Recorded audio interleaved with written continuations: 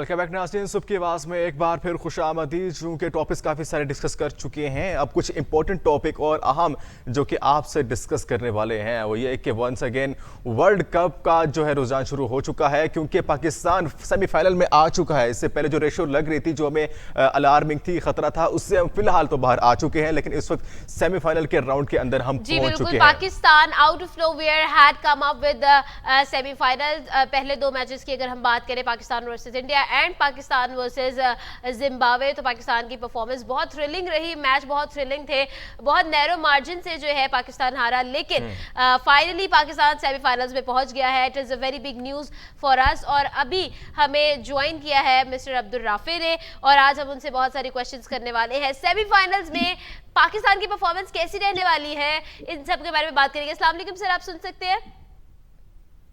वालेकुम सलाम, hopefully you both are fine. जी sir, thank you so much for joining us today. सुबह की आवाज में खुशामदीद सर। और पहला सवाल, सेमीफाइनल्स में पाकिस्तान पहुंच गए, आपको कितनी उम्मीद थी? जिस वक्त मॉर्निंग में मैं जागा हूँ और मैंने अपना ट्विटर, क्योंकि मेरी आदत है मैं जब भी मॉर्निंग में जागता हूँ तो सबसे पहले मैं अपना ट्विटर अकाउंट ओपन करता हूँ। तो मैं सबसे पहले मैंने अपना ट्विटर अकाउंट चेक किया, तो जिस टाइम मैंने देखा कि नीदरलैंड्स ने कामयाबी हासिल कर लिया साउथ अफ्रीका के खिलाफ, तो एक मरतबा मैं अपनी आंखें बंद की, मैंने कहा शायद मैं ख्वाब देख रहा हूँ। तो एक मरतबा से फिर मैंने ट्विटर बंद किया, फिर ओपन किया, तो मुझे पता लगा ये ख्वाब नहीं है, बिल्कुल सच्ची बात है कि नीदरलैंड ने साउथ अफ्रीका बिल्कुल। और उसके बाद पाकिस्तान भी बांग्लादेश से जीत गया, और फिर जी बिल्कुल पाकिस्तान में बांग्लादेश का ऐसा कोई मुकाबला था तो नहीं, ये तो थिंग ऑब्वियस थी कि पाकिस्तान जीत जाएगा। लेकिन on the given day cricket है, इसमें कुछ भी हो जाता है। हमने देखा है जिम्बाब्वे के खिलाफ पाकिस्तान को शिकस्त का सामना करना पड़ा था। लेकिन अब जब पाकिस्तान टीम सेमीफाइनल के लिए पाकिस्तान ने क्वालिफाई कर लिया है, तो अब ये देखना होगा कि पाकिस्तान ने जो मोमेंटम लास्ट 3 मैचेस में कैरी किया है, उसको क्या सेमीफाइनल के अंदर पाकिस्तान डिलीवर कर पाएगा, उस मोमेंटम को कैरी कर पाएगा कि नहीं। तो ये बड़ी अब इम्पोर्टेंट डिस्कशन है कि पाकिस्तान टीम जो मैं यहीं पर एक क्वेश्चन करना चाहूंगी कि न्यूजीलैंड के जो टीम के फास्ट बॉलर है टिम साउथी, उनकी तरफ से ये जो स्टेटमेंट है वो सामने आई कि T20 वर्ल्ड कप के अंदर सेमीफाइनल में पाकिस्तान एक खतरनाक टीम भी साबित हो सकती है। तो इसके बारे में क्या कहेंगे आपके? वाकई में पाकिस्तान ने इतना प्रेशर क्रिएट किया हुआ है? देखें, क्योंकि क्रिकेट के अंदर मोमेंटम बहुत मैटर करता है, और जिस तरह पाकिस्तान टीम ने मोमेंटम कैरी किया है, इस वक्त दुनिया की कोई भी टीम पाकिस्तान के खिलाफ खेलने को आ जाए तो पाकिस्तान टीम उसे शिकस्त दे सकती है और बआसानी शिकस्त दे सकती है। तो न्यूजीलैंड के जो सीनियर फास्ट बॉलर है इस वक्त दुनिया क्रिकेट में, चंद एक सीनियर फास्ट बॉलर रह चुके हैं, उनमें टीम साउथी का नाम भी सरे फहरिस्त आता है। तो टीम साउथी ने जिस तरह का बयान दिया है, ये आपको इंडिकेट कर रहा है कि पाकिस्तान इस वर्ल्ड कप में अब कितनी डेंजरस टीम साबित हो सकती है। हमारी फास्ट बॉलिंग तो आप देख लें कि 4 हमारे पास फास्ट बॉलर हैं और चारों 140 प्लस बॉलिंग करना जानते हैं। जहां पे अच्छा राफी साहब, मेरा सवाल आपसे, सॉरी आपको इंटरप्ट कर रहा हूं, कि आप ये बताइएगा कि सब टीमों के पास चांस होते हैं आगे जाने के लिए, पाकिस्तान को एक चांस मिला है सेमीफाइनल में आने का, तो आपको क्या लगता है कि क्या वर्ल्ड कप को टच करवाएंगे? जो अब आने वाली रेशो है, जो बुध को मैच होने वाला न्यूजीलैंड के साथ, उसको किस तरह से कंपेयर करते हैं? कैसे इन सब स्टेप्स को क्रॉस करके पाकिस्तान आगे जा सकता है? देखा, फाइनल जो है उसके लिए क्वालिफाई करना है इस वक्त बड़ा अहम हो गया है। अहम किस हिसाब से हो गया कि बाबर आजम की कप्तानी के हवाले से भी अब बातें मुल्क भर में चलना शुरू हो पड़ी हैं कि बाबर आजम की कप्तानी को हटना चाहिए।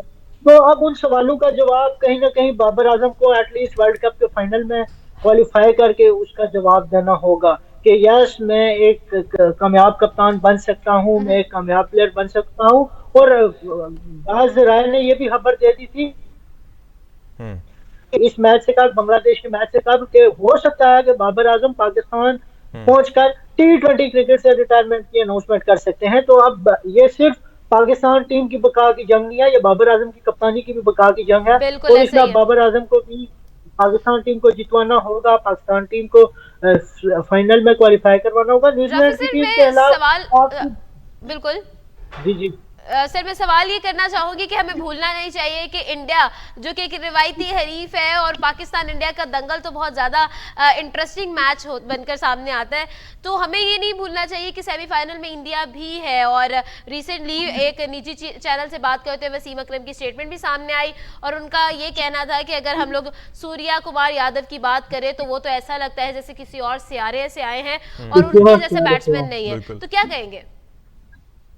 बिल्कुल, देखें इंडिया जिस तरह सेमीफाइनल में मौजूद है, उसको इंग्लैंड का सामना करना है और सूर्या कुमार यादव जिन्हें स्काई भी बोला जाता है, तो स्काई जिस तरह के क्रिकेटर हैं वो बिल्कुल पता लगता है किसी और प्लेनेट से आए हैं। 360 क्रिकेट खेलना जानते हैं और 360 क्रिकेट होती है कि आप अलोंग द कारपेट खेलें बॉल, लेकिन वो अलोंग द कारपेट नहीं, वो उठा के खेलते हैं बाउंड्री लाइन से बाहर, फलक शट ऑफ उनके छक्के होते हैं और 360 में वो छक्के मारते हैं।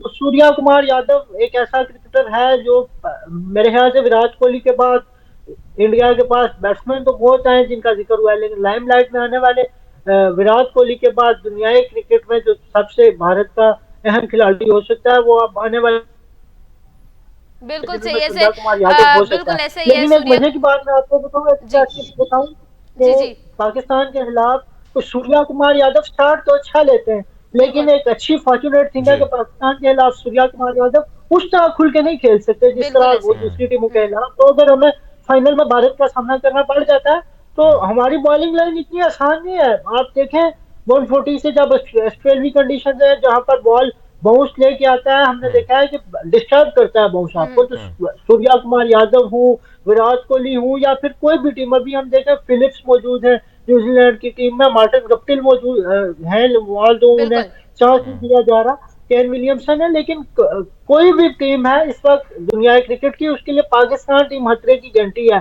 जिस वक्त 140-45 घंटे की रफ्तार से जिस टाइम शहीनशाह की ball left arm in swing होती है तो वो खेलना कोई आसान काम नहीं है। या फिर हारिस रऊफ जिस तरह एक बॉल 140 प्लस का करते हैं, अगला बॉल 120 प्लस का, तो वो चेक करना उनकी बॉल्स को, इतना उनकी पेस को चेक करना इतना आसान नहीं है। ट्रू सर, ये तो बात आपकी बिल्कुल खतरे की घंटी है तमाम तरह। एग्जैक्टली सर, मजीद मैं आपसे ये पूछना चाहूंगी कि पाकिस्तान की अगर हम क्रिकेट टीम की बात करें तो आपके ख्याल में कौन सा ऐसा हमारा प्लेयर है, कौन सा ऐसा हमारा जो है टीम मेंबर है जो कि वाकई ही में सेमीफाइनल्स में टफ टाइम देने वाला है? जैसे हम बात करें न्यूजीलैंड के हवाले से, टीम साउथी के हवाले से बात कर रहे हैं, बहुत हाईलाइट हो रहे हैं, इस तरह पाकिस्तान में आपको इस वक्त किसकी सिचुएशन ज्यादा बेहतर लग रही है?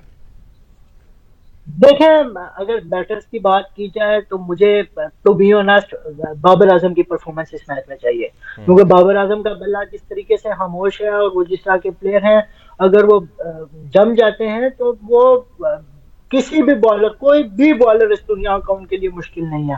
तो बाबर आजम का इस मैच में सेमीफाइनल में खेलना बहुत ज्यादा इम्पोर्टेंट है। और फिर रिजवान एक ऐसा नाम है जिनके हवाले से हम अगर इस वर्ल्ड कप में बात करते चले तो उनका बल्ला इस तरह खामोश नहीं रहा, उनकी फ्यू इनिंग्स हैं जिन पे बात की जा सकती है। तो ये आपके जो दो ओपनिंग बैट्समैन है ये तो लाइमलाइट में होंगे। और अगर इफ्तिखार की बात मैं जरूर करता चलूंगा, बड़े अंडररेटेड क्रिकेटर हैं इफ्तिखार हमेशा परफॉर्म करते हैं अपने, जो उनका एक लिमिटेड सा सर्कल है उसके अंदर वो तकरीबन 30-35 रन की इनिंग खेलना जानते हैं।